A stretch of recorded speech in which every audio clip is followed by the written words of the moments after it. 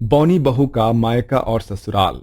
हे भगवान, कैसी बहनें दी है तूने मुझे, जब देखो खाती ही रहती है। अरे तेरा खाया पिया कभी तेरे हाइट पर क्यों नहीं लगा? हाँ बेटा, तू कुछ ज्यादा ही लंबा हो गया है तो तेरी जुबान भी ज्यादा ही लंबी हो गई है। भूल मत, शेफाली तेरी बड़ी बहन है और तू इससे उम्र में छोटा है।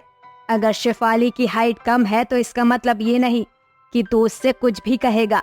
ओहो माँ, मैं तो सिर्फ दीदी से मजाक कर रहा हूँ, आप भी ना बिल्कुल सीरियस हो गई हो। मेरी बहन छोटी है लेकिन बहुत प्यारी और क्यूट है। देखा माँ आपने, इसको डांट पड़ने पर कैसे मक्खन मलाई लगा रहा है। ये क्या बहन, अब तुम ऐसे करोगी? लगता है इस घर में मुझे कोई भी प्यार नहीं करता। छोड़ो, मैं किसी से भी कुछ नहीं कहने वाला। चलो मैं चलता हूँ। राहुल वहाँ से कॉलेज के लिए निकल जाता है। उसके जाने के बाद शेफाली और ममता दोनों माँ बेटी हंसने लगती है। अब शेफाली शादी के लायक हो गई थी और ममता उसके लिए लड़का देख रही थी। इसी दौरान ममता अपनी बेटी का रिश्ता दुर्गेश्वरी के घर लेकर आती है। बहन, आपके घर से रिश्ता जोड़ना कौन नहीं चाहता। आपके जैसा परिवार और संस्कार किसी को आजकल के बच्चों में नहीं मिलेंगे। लेकिन अफसोस, आपकी बेटी बहुत छोटी है, लोग उसे बोना कहते हैं और मेरा बेटा तो बहुत लंबा है। मैं नहीं करा सकती अपने बेटे की शादी इतनी छोटी सी हाइट वाली लड़की से। ये सुनने के बाद ममता का चेहरा उतर जाता है, क्योंकि इससे पहले भी उसने जितने भी रिश्ते देखे थे उसकी बेटी की छोटी हाइट की वजह से रिश्ते नहीं हो पाए थे।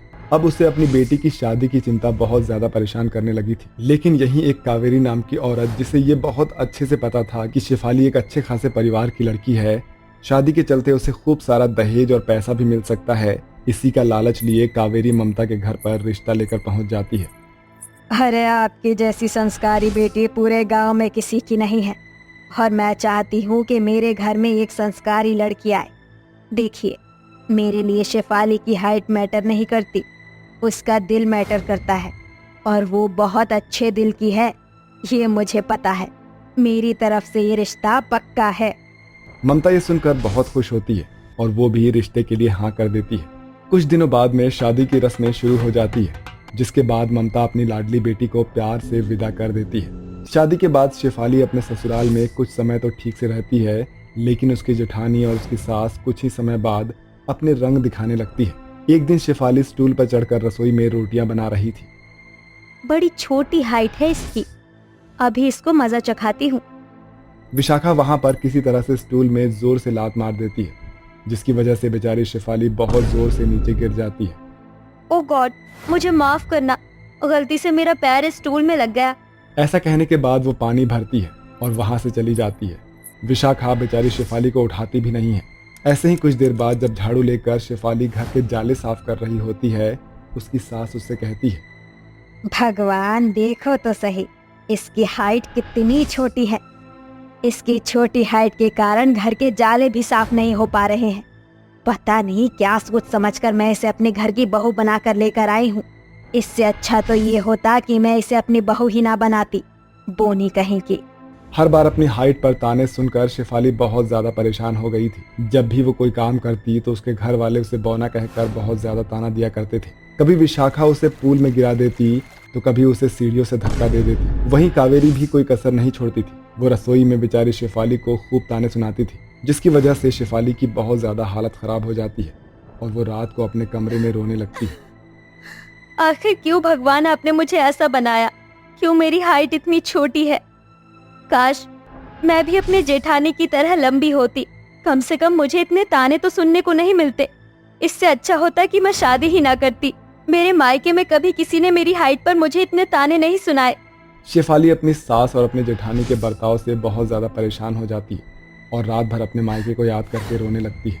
अगले दिन जब सवेरा होता है, कावेरी अपने दोनों बेटे और अपनी बहुओं से कहती है, आज की शाम हमें मल्होत्रा जी की वेडिंग में जाना है, इसलिए शाम को सब अच्छे से तैयार हो जाना। और तुम तो जाने के लिए रहने ही दो शेफाली। अरे भाग्यवान, जब पूरा परिवार जा रहा है तो शेफाली को क्यों रोक रही हो?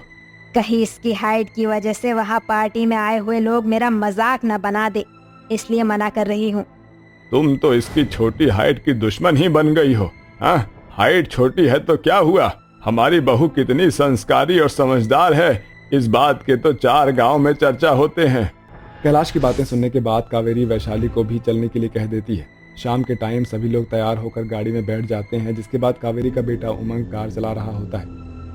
यहाँ का रास्ता तो काफी ज्यादा सुनसान है, ऊपर से आप तीनों ने इतने सारे गहने ज्वेलरीज पहन रखे हैं, अगर इतनी रात में यहाँ हमें गुंडों ने पकड़ लिया तो क्या करोगे? अरे उमंग, तू भी ना ये कैसी बातें कर रहा है? हाँ, कुछ नहीं होगा, हम लोग हैं ना यहाँ पर।